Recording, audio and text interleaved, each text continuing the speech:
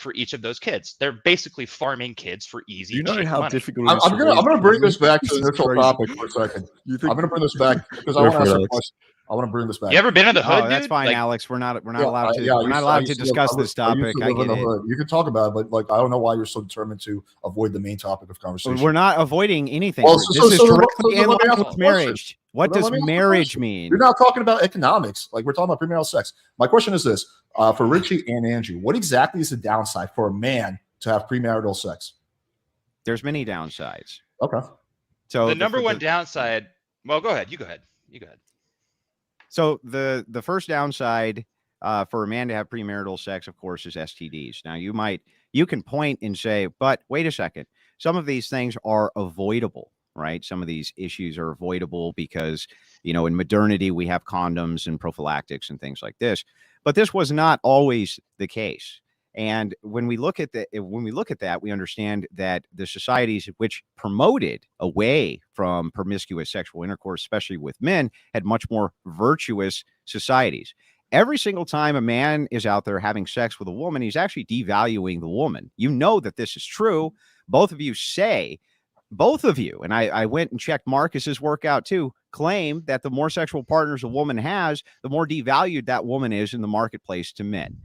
Okay, so if that's true, then that means every time a man is out there banging a chick, he's actually devaluing the chick under your logic, right? So that would be bad for society. Just by itself, that would be bad for society.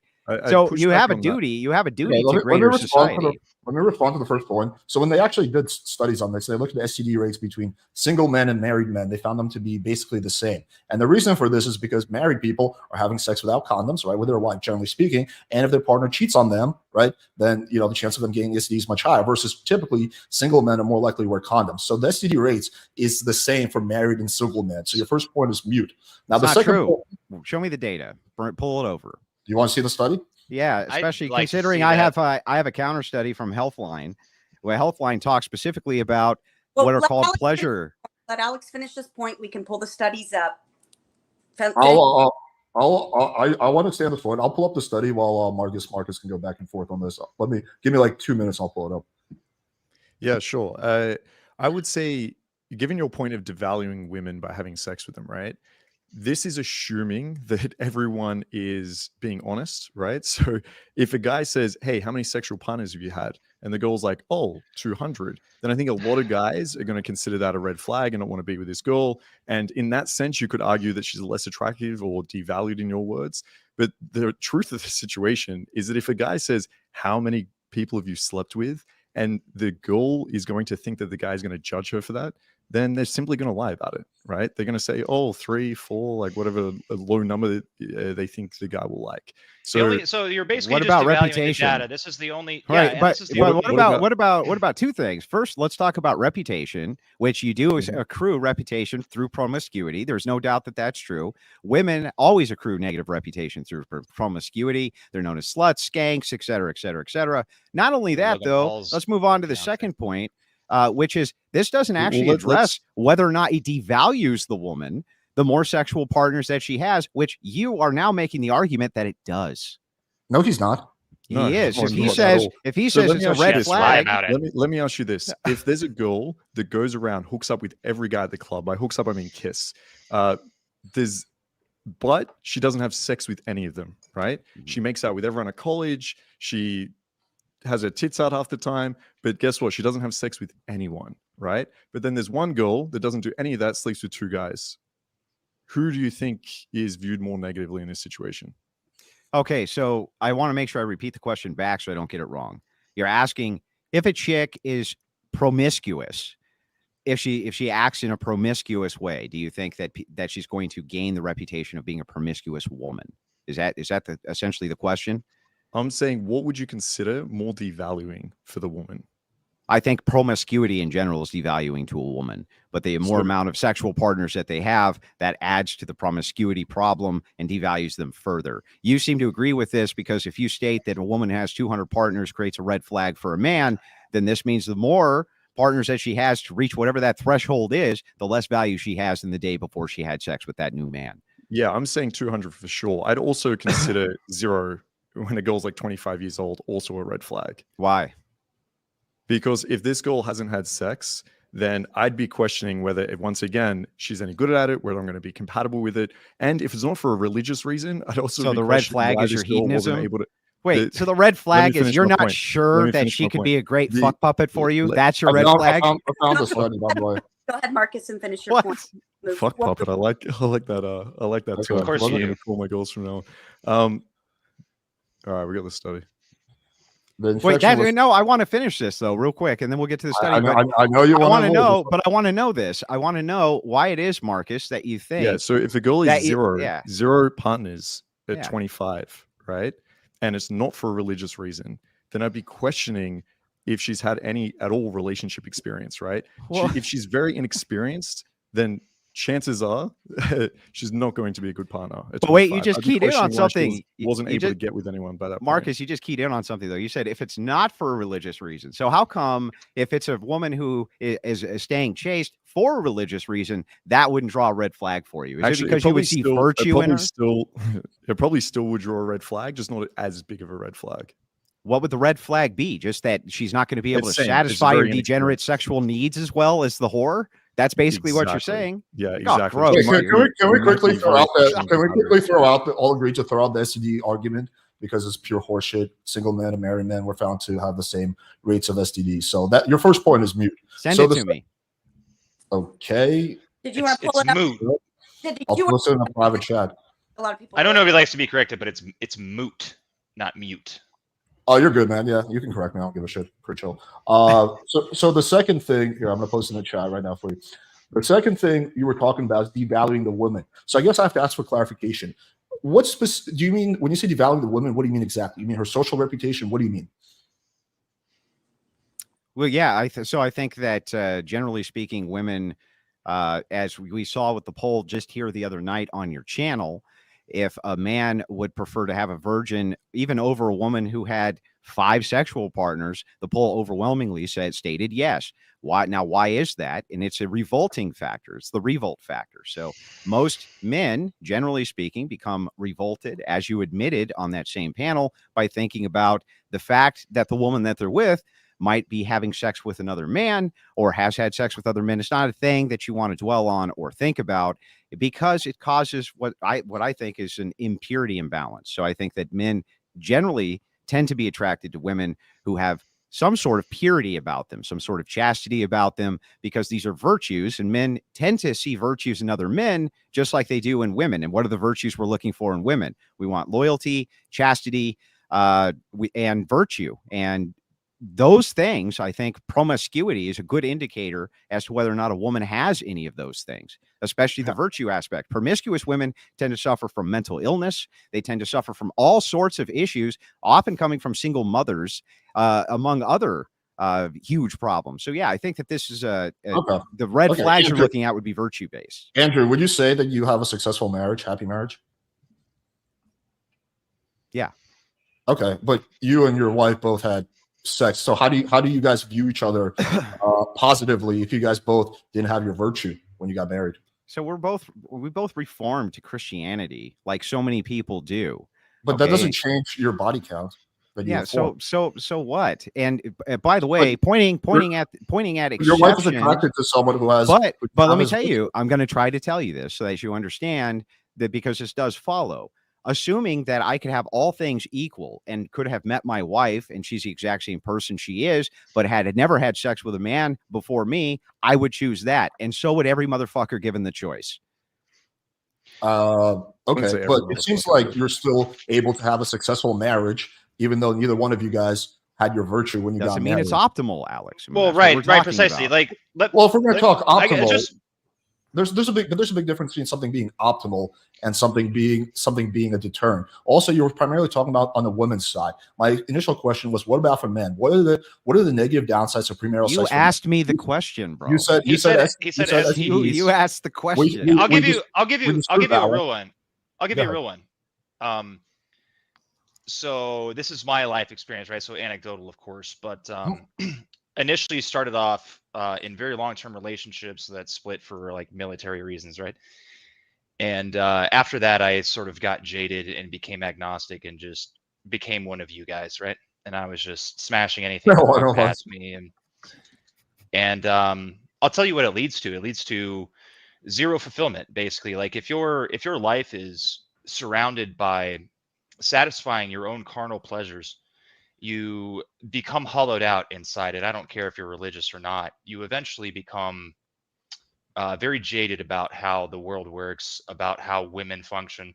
You stop looking at them as people with like a totally different perspective on life, and you start looking them as objects, right? And I mean, they are. I'm just kidding. I'm just kidding. But the the reality is like it's unfulfilling, and the only way that I can see to feel like connected to any sense of I don't want to do the theologic thing, but any like soul, right? Like any like I'm doing the right thing. I have a purpose in life. Is really like serving other people, and you're not serving other people by constantly just finding the next hot piece of ass to smash. It doesn't. It's detrimental to your well-being long term. Look at I can tell you, there's a lot of married and former married men who are also super bitter towards women. So I'm not gonna disagree with the fact that there are some single men who live unfulfilling lives, who are not happy, but that also happens with married men and formerly married men. In fact, I think that guys who have a unhappy marriage are probably going to be the most bitter and resentful. Right, but this is like the Naxalt argument, right? Like not all X are like that. Right. It's like, okay, what are Point what to are the the outliers here? Yeah, well, right. let's not focus on the outliers then for a second, right? Because we've been talking about like very promiscuous women. What if we're just talking about, say, Richie, instead of going through that phase where you were just fucking around, you were just trying to get laid, there was zero fulfillment. Let's say you weren't doing that. Let's say you were actually looking for a partner. And let's say you met someone, you've been dating him for a couple of months, it's going really well. This is someone you can see yourself with, and then you have sex, right? My argument there would be, that's not that bad. You find out if you're compatible or not. If it doesn't work out, then it's fine. Like there's a big difference between someone being like super promiscuous, a girl sleeping with like 200 people, as opposed to a girl actually just looking to find a partner in a 6-month relationship. And then sure. But we're not arguing about like what's possible. We're arguing about what's preferable and optimal. Okay. Let me pose this question. Would you guys both agree that alcohol is okay in moderation? Yeah. Sure. Yeah, it's not optimal that you guys drink alcohol, right? But it's not a big deal in moderation. But if you guys were drunks who are getting wasted every night, then that would not be the same. That would be a massive, massive negative, both in terms of social repercussions and otherwise. Well, wait a second, Alex. So are you saying why is sex any different? Well, this is actually a wonderful question. So are you saying that's optimal that nobody drink alcohol? Yeah. Okay, well then you've just made our argument for us. Well, I'd actually just made our argument for us. How did I make your argument for you? Because we were just getting done telling you we're talking about what's optimal, especially inside of marriage. And so when you're talking about promiscuity, especially on the promiscuous end, you're saying, hey, wait a second, right? If promiscuity done in moderation, that's not a huge problem. But is it optimal that there's no promiscuity? Under your logic, what you just said with alcohol, that would be optimal. You completely misinterpreted what I said. I was trying to draw attention to the fact that things can be okay in moderation and not have any deterrence, but when overdone are bad. You, Andrew, constantly choose to indulge in alcohol, which is fine, right? But then you're also virtue signaling, saying like, "Oh, premarital sex so bad, you got to be optimal." But you choose to live your life in a very non-optimal way, and I would say alcohol is much worse for you than premarital sex. Even if I had a house filled to the brim with wall-to-wall prostitutes, and one was hanging from the ceiling right now, that would have no bearing on whether or not my arguments were true or not, Alex. Hold on, I kind of think it would. I kind of think it would. Here's the thing. You don't take diet advice from fat people, right? Okay, Alex, so just to clarify, when you made the comment about things being good or bad versus like in reference to moderation, right? You weren't referring to sex in itself and that you think in moderation it's good or bad. You were just trying to attack one of Andrew's arguments. Yes. From his point of view. So you're not conceding that point of view. Yeah, but I rolled it back. I think Andrew knew that, but he thought he could get a dunk on me. But yeah, I did, because under your logic, my core argument is that premarital sex in moderation is a good thing. Oh, okay. So then alcohol, so drinking alcohol in moderation is a good thing. What's in Well, moderation? It's not- not an not exact analogous. analogy. Well, right? wait, if He's it's not picking analogous, apart- hang on. he's If it's picking not apart analogous, that then why did analogy. you bring it up as an example, Alex? Because Because he's I was picking talking about apart the extremes. moderation part. Yeah, Well, exactly. wait, I thought it's not analogous 5 minutes ago. Now it's analogous. Now it's not analogous. Is it analogous or isn't All right, it? you want to choose if you want No, a he needs to exact answer my analogy. question, Marcus. Is it He analogous already or has. isn't Well, it? I can already answer any has. question I want, so I don't need to do anything. But I will Oh, answer so you're your not question. going to answer. So answer it. I'm mean, about to. you If can you get just dunked on. like don't talk for 10 seconds, I can answer the question. Yeah. Are you done? Can I answer, or you want to Go ahead. another? Okay. So the point I was trying to make is about how things that are in moderation not have a social deterrent effect, right? So for you, drinking in moderation does not have a social deterrent effect. However, alcohol has negative physical qualities, which makes it better that you don't drink. Sex in moderation doesn't have a negative social negative effect. In extremes, does. if your body count, if your body count's like 300, then yes, I will agree that there's a negative social effect. But in moderation, it does not, similar to alcohol. However, sex doesn't have any negative physical issues. Hence, the second part of that doesn't apply. Do you understand? So I just want to make sure I get this clear. Okay. When you brought up the example of alcohol and you said to me, Andrew, if you drink alcohol to excess, is that a problem? And I said, yes. And Richie said, yes. Okay. And then you said, what about moderation? We said, no. And you said, so the same thing happens with sex. I asked you, okay, well, then is it optimal to have no alcohol? You said, yes. So if it's analogous to that, then my counterexample is also analogous, and you are conceding that it would be optimal then. Do you understand that? I am absolutely 100% not conceding that.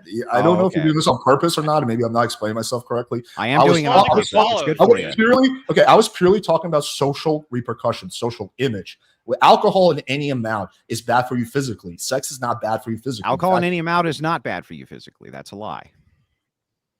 Okay, I completely disagree with you on that, but the that's whole point of an analogy is that you're comparing one part of it, not saying that it's the exact same thing. Yeah, I'm not saying everything's alcohol, and then instead of talking about the analogies are a bad you're talking about argument. the health effects. Well, you can't bring something up, and then when I give you the counterexample to the thing you considered analogous 2 seconds ago, and then turn it around on you, saying it's no longer analogous. That's absurd. Okay, so there's multiple. Oh my god, this is so crazy. There's multiple.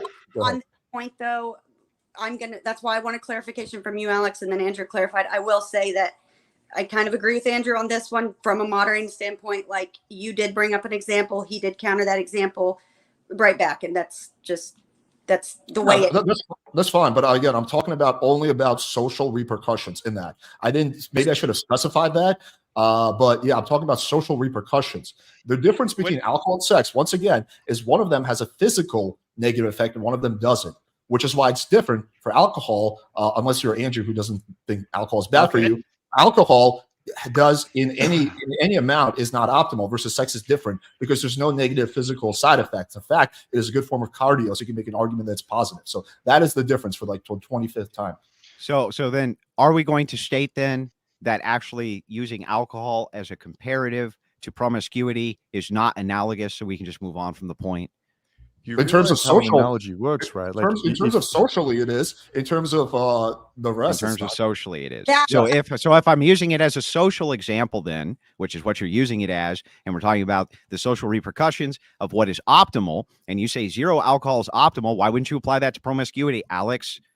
Because I've explained to you like 20 million times. Because one of them has a physical downside, and the other one doesn't. Alex, let me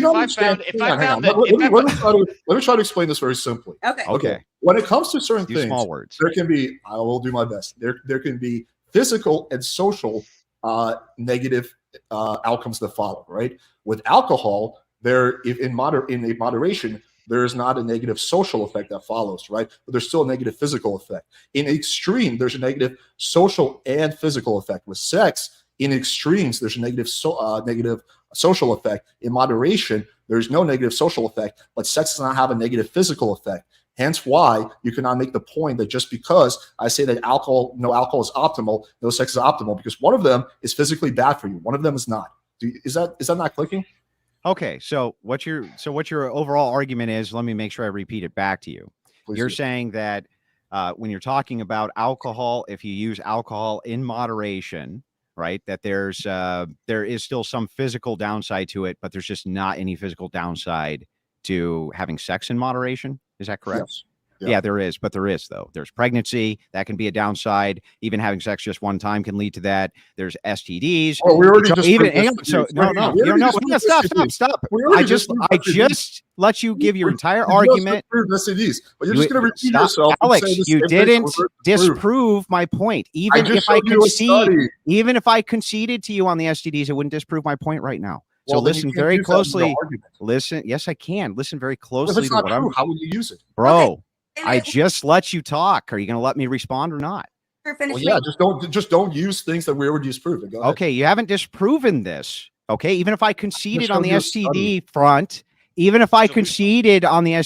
would not disprove this. So the short-term ramifications of sex, there are potential physical downsides that only needs to be proven true once. That's it. So, okay, and if you concede that it's true even once, then you would have to concede on this point, Alex. Listen, there are because consequences for almost everything we do in life. Right? That's right. Every I agree. medication you take is going to have a possible negative effect. Doesn't mean you shouldn't do it. Doesn't mean it's not good for you. Then he's a hypocrite. I think the argument here is the guy who has premarital sex and then is talking about anti-premarital sex. Okay, what is the risk? You just said that there's zero physical ramifications for having sex. That makes sense. Yeah, that's insane. Fucking insane. Yeah, if you have a safe sex, in moderation, there's nothing. Okay, so now it's a different argument. So the thing is again, when you're talking about this. Yeah, and even then, what? Like we're using birth control or we're using condoms? Well, like those aren't 100%. So even one time, there's still a physical. Guys, condoms. Right, you put it on your dick. It prevents the jizz from going to the girl. She doesn't get pregnant. You don't get STDs. It's very simple. Do you have? Doesn't prevent her pubis rubbing against yours if she has open herpes sores, does it? Okay. Marcus is Alex's partner. Marcus wanted to elaborate on Alex's point. I think that's fair. Go ahead, Marcus, and then Richie, you can rebut. Yeah, I think when we say there's no negative effects, when Alex was saying that, I think what Alex is trying to say is, in the grand scheme of things, in terms of risk and reward, there really isn't that many negative effects for someone having premarital sex. Now, yes, you can make the argument if someone's like isn't using a condom and fucks a girl and does that repeatedly and gets her pregnant, that might be negative for him, sure. But I think what we're saying is most guys, if they're just responsible, they do this in a safe way, then the risk is so low that I don't see it as a strong negative not to do it. And you mentioned open herpes, right? HSV1 is like 90% prevalent already. And that's amongst kids not having sex. That's right? Not good. And by the way, you can get HSV without having sex. Most people are born with it. So to say that the reason not to have sex is because of risk of HSV 1 or 2, again, I don't think we didn't say that. It's straw man. Well, okay, well, what were you saying then? So, so first of all, let me correct this because I must be looking at completely different numbers than you, Alex, because what I see is 3.5% STD rate married and a 20% STD rate single. That's what I see. That in a second, but Richie, you did specifically bring up herpes. Mark, how many different things? Clarify what you brought up. No, it's fine. It's what I'm saying is that if you wear a condom, it doesn't prevent you from getting herpes. And you're saying, oh well, so here's the problem that you guys have. This thing can get you herpes. You're operating from this this science framework, right? So it's like every problem that science. Like I'll give you for instance. Do you think that marrying your cousin is a good idea? And I know this is out of left field. I'll bring it right back. I promise. Do you think that marrying your cousin is a good idea? Depends on if your cousin is hot or not, but generally no. What? Is that a serious answer? No, obviously I'm kidding. No, it's not a good idea to marry your cousin. How about you, Marcus? Do you think marrying your cousin is a good idea? Probably not. Even having sex, right? Probably a bad idea. But the reason you shouldn't marry your cousin and the reason we don't encourage it is because it increases the risk of defects for the kids, right? So yes, but what if we could negate all of those defects by, say, using science like birth control or condoms? Is it now okay to fuck your cousin? Are you asking me or Marcus? Marcus. Both of you.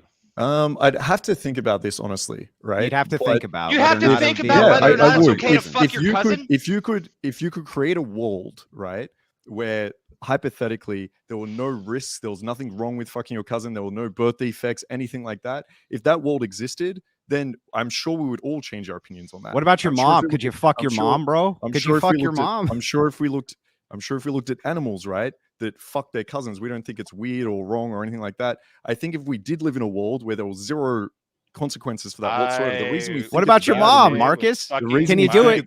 Wait, listen, hang on. The reason, if you protective sex with your mom, Marcus, would that be okay? hang on. If there's no I don't have defect. protective sex with my mom. What I'm saying People- is, if we lived in a world where there was no negative effect whatsoever, then our views on sex would change. 100%. We have that world, right? If you Bro. look in the Middle East, a lot of people actually set up marriages with their cousins. It's actually very common and India, legal, China, So Yeah, and So bad. I But would but say- Pakistan. I would say Bad I'm effects. against, I would say I'm against that because of the risk of the defects to the kids. But my point is, in a different culture, in a different world, in a different environment, our views on what is right and wrong is going to change depending on that. okay, Now, of so course, if you Marcus, say, "Would What you are fuck your mum?" views? We're all going to have this visceral Well, response. like, he "Fuck, already no outlined way." his view is he's My not point pro is, marrying your cousin. But yeah, like loyal. Yeah, but what about fucking British, your mom? French, what about loyal- fucking your mom? Yeah. You What guys are about that? obsessed with We're fucking my both mom. going to say no to that. Why? Yeah, exactly. Why? Personally, of the because I find the risk. idea revolting. Yeah. Oh, number one, because that, it and the risk because of it's the child. so if it's revolting, that should be a policy prescription for people. That's the thing you advocate against, is whether or not it's revolting. It's like, should I be able to discriminate against homosexuals because I find it revolting? You asked, would we? Andrew, fuck why our do you mom? why do you think it's wrong to Because you're fuck your very mom? interested in it, and we said I it's want revolting. to hear and your you- answer on this. Because I have biblical grounding from God, which states that it's You- emphatically wrong to you have need sex God? with Wait, your do you- mom. Do you need God to Okay. tell you not to fuck your mom? Do Like, I this is- need God? Do I need to have grounding for an argument? Yes, I have to have grounding for an you cannot argument. figure this You out can't on your even own. say You- whether or not you- we should be able to fuck our cousins. So can you fuck Well, your you second said it cousin? very clearly. Okay. Yeah, wait, you literally need Richie, religion can you to suck- figure can out you that you fuck should your should second not cousin? fuck your mom. No, do I need to have grounding for an argument? Yes, I do, Alex. Isn't that insane? Okay, but back would to you Marcus, guys- I am wondering. You guys fuck your You don't need second religion cousin? to know not to fuck your mom. You guys are just spurgy. You Wait, won't even so let us Andrew, follow so- up on the question. No, let us Andrew, follow up wait, on our wait, question. wait. Stop, Wait, shut up, before- Alex. We're before- not done hold following hang up on our before- question. Before you got Alex, now, stop before trying to you- bulldoze before- me. It's not going to work. before you got- Alex, it's not going to work. before We're you not done with our discovered inquiry. religion, We're not done with our before you inquiry, discovered- Alex. hang on, Stop trying to bulldoze, You Alex. just Stop keep asking spurging, Alex. questions nonstop. Before you Stop discovered spurging, religion, Alex. We're not done with would our you line have of fucked inquiry. your mom? You're obfuscating, would Alex. you have Ashley, fucked your You're mom? just before obfuscating. You're you obfuscating. discovered religion. There's Oh, only your so much mic's I can. Would cutting you out. have fucked your mom before you discovered religion? You're obfuscating. Just answer the We're- question. I'll answer the And I'll question. answer it as soon as we're done with our line of inquiry. I promise. So back to You've where we been were asking asking, questions for 10 minutes now. and so have you. And I answered I'm all just of them. literally- I'm just asking a follow-up question. All right, Richie had a question about fucking cousins. I get it. It's very important. Marcus started to answer it. In a perfect world where we couldn't get our cousins pregnant and have defected babies, then maybe we would all feel differently. Now, Richie, you said you would bring it back. You promised you would. Bring it back, baby. Let's go. That's literally what I was bringing you back to. Is Okay, well, then let's- is sexual morality. Like, okay, so if your argument is basically, it doesn't really matter. There's no negative ramifications for the man. I would argue that there absolutely are negative ramifications for the women. There are also the men, but less so. If we're making these women less valuable, like there is a good person undertone, like whatever you can think, like, oh, there's live free, all this shit, and it's like, okay, well, how far do you really take that? If you can fuck your cousin and not get her pregnant, can you fuck your cousin? You said, oh, well, maybe in Pakistan it's a good idea. Well, that's a fucking obviously terrible idea, but that's literally what Marcus said. In different parts of the world, that's fucking not, your Alex, cousin. that's not exactly what I said. Said- What I said is all our Yes. views might change on what is moral or immoral, what is correct, what is incorrect, if we lived in a completely different world where there was no consequence of fucking your cousin. Because that's probably where it came from, is defective children. Because a lot of people were fucking their family in the past, it actually right? came from the Catholic Egypt. Church. So Well- I think that is probably the reason, definitely for me, that I would encourage people not to fuck their family, right? Okay, Defective children. so that doesn't follow, Marcus, and here's Can I why. get a question in? or Here's is why this that crazy? doesn't follow. I just want to finish this up, and then you can ask me whatever you want, Alex. Okay, go Okay. ahead. So, Marcus, if that's true, if all you're worried about is the negative ramifications, then if you had a mom who was completely sterile and was tested to have no STDs, so she could not breed, what would be your justification or problem with her son having sexual intercourse with her, Marcus? Because that is the world that you're envisioning right now, where you say that, hey, if these things, hang on, if these things weren't present, if these issues weren't present, and in that case they're not present, why would that be problematic from your No, worldview? I'm not envisioning a world where one parent couldn't, right? I'm not envisioning a world where, okay, right now we live in the exact same place, but hey, guess what, Andrew? Your mom can't have a baby, so go fuck her, right? I'm saying our moral decisions come from this world that we live in. So we lived in a completely different world where we'd fuck people by slapping hands like this, and that you could fuck family without any You're not consequences. answering my and question, you had like Marcus. 4 years, then maybe we'd think differently. What's the problem with it from your worldview? I think you should have a whole standard set, whether one individual can or cannot have sex or not. You have a complete prescription for you don't fuck your family because there's risk of having. We've taken the risk off the table. Actually, can I get a question in? Person, not for everyone else. Well, why can't we finish? Why can't we finish our exchange and then you can get the question? I just answered it for one. Okay, so why is it those risks are off the table? That's okay. So that's why we say, right, drugs. A lot of drugs are illegal. Yeah. So in Australia, you can't smoke weed. Now in America, you can. If I'm in Australia and I'm like, look, I'm responsible with my weed, right? I can smoke weed. There's no negative ramifications to me. I live a happy life. Weed actually helps me a little bit, right? That doesn't mean that I can do it. And that doesn't mean that I would say that I'm allowed to do it. So yeah, that still doesn't. If there's, this still does not answer the question, Marcus. Okay, I just answered the question. Maybe Alex can clarify. Yeah, first. I have a question that's very related to this. Andrew, before you discovered religion, you would have been open to fucking your mom? I've always been religious. Didn't you say that you were kind of you fucked a bunch of girls and then you kind of reconnected with God? Mm-hmm. Yeah, but even then, inside the framework of the religion that I had within Protestantism, they said no. No, that was not appropriate. So, Andrew, do you think if you didn't have religion, you would have been open to fucking your mom? Well, I think that there's also a secondary factor here, which is that there is a natural repellent inside of people when it comes to family sex. Exactly what I said. But hang on. Even if such a thing does exist, that has nothing to do with the moral justification, Alex. You're not sure if it exists. Like you're like maybe it does, maybe it doesn't. Really? For in some people it doesn't, and some it doesn't. There's another. For what percentage of people do you think? I'll explain. There's another phenomenon. Which was coined. I'm trying to think of what the name is, but it's when mothers and sons have been departed, especially since birth. I think it's called like sudden something attraction. I don't remember what the exact terminology was, but it's like sudden or SFD or something like this, sudden family attraction. And it's for family members who have been displaced for X amount of time. And once they meet up again, there's like insane sexual attraction, which happens. Now, this is rare. It's not something that's a common occurrence, but there are, of course, exceptions within the framework of those rules. So if this is true, and there are exceptions within the biological nature of people to create exceptions from the revolting nature that people generally feel towards family sex, then we still need to have moral justifications for these or why this thing is bad, which is what me and Richie are trying to get to the heart of. Do you think, what percentage of people do you think are repulsed by fucking their idea of fucking their mom? Just probably give me a most. Probably most. Like 99.9? I don't know if it's that high, but I would say most, an overwhelming majority. The vast majority of people, right? So you just literally proved my earlier point, which is what I was saying. You might have an additional reason not to fuck your mom, which is that your Bible tells you not to do it. But most people are repulsed by the idea, and that's enough motivation. That's enough motivation for them not to fuck their mom. So you want a society just based? Hang on. You want a society just based around the social ramifications of what people find revolting, Alex? I think that fucking your mom is generally not a good idea because most people, I think we're hardwired to find it revolting. Yeah. Generally not a good idea. Okay. So, but is it immoral to do? What moral framework are you operating? Are you asking any moral framework? I don't care. Whatever moral framework you want is, if from your perspective, is it immoral to fuck your mom? Not whether or not you find it revolting. Yeah, I would say it's immoral as well. Why? We're just going to go down the tree of like why deontology. Okay, why? Because that's the set of beliefs I have, and I know where you're going to go with this. You're going to ask me why.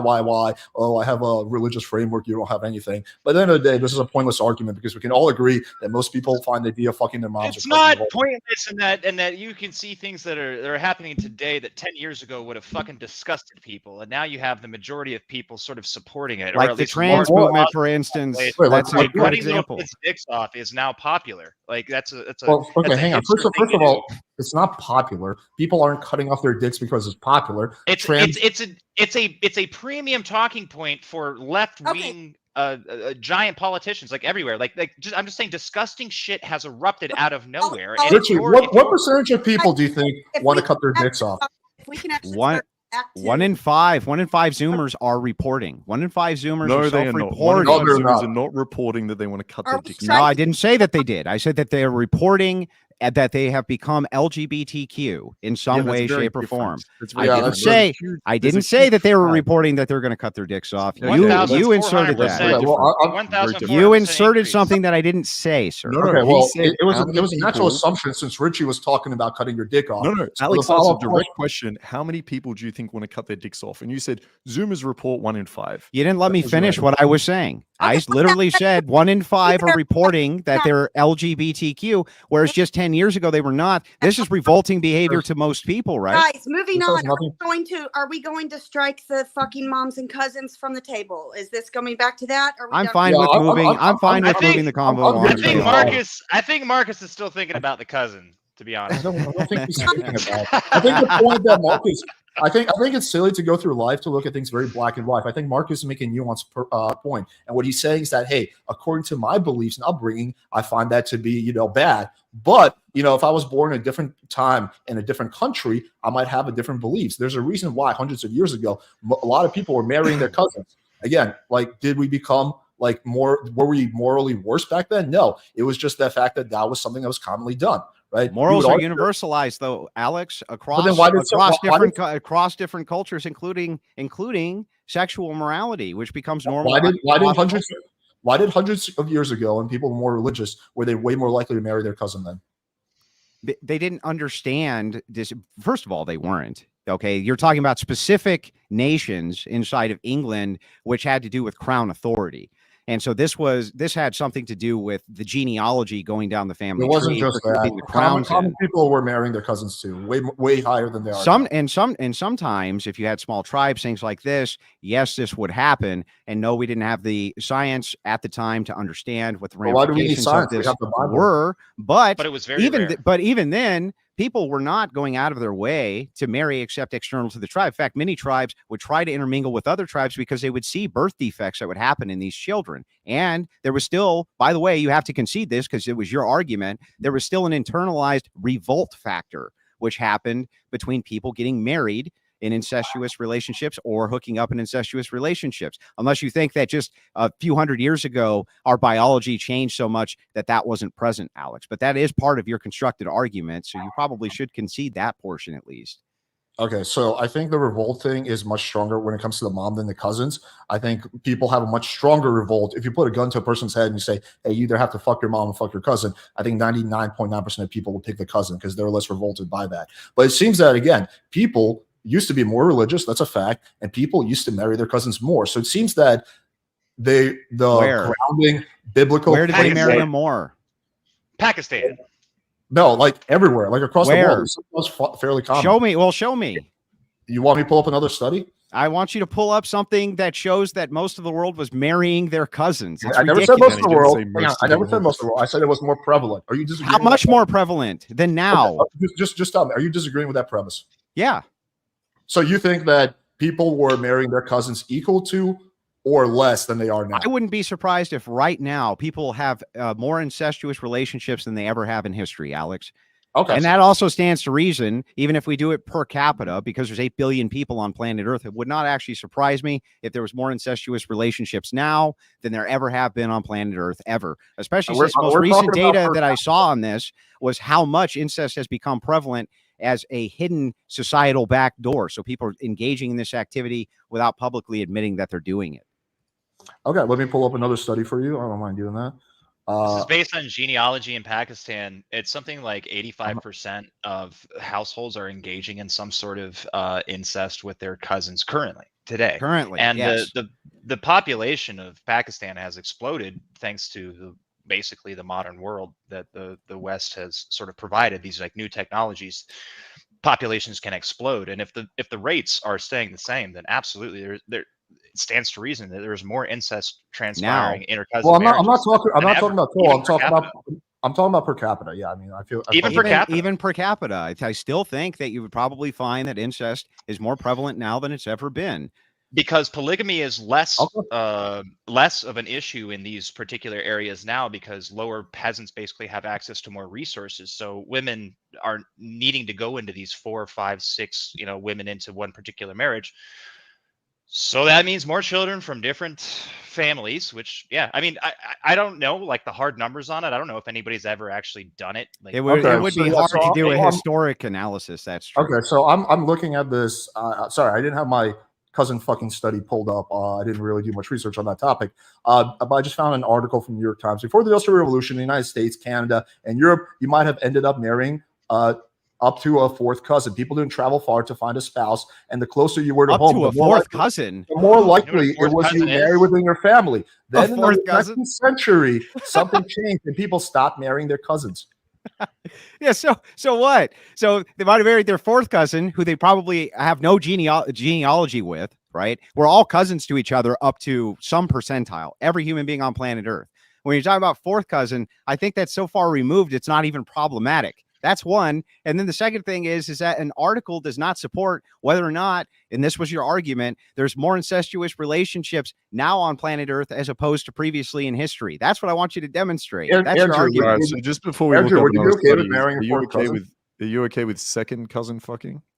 No.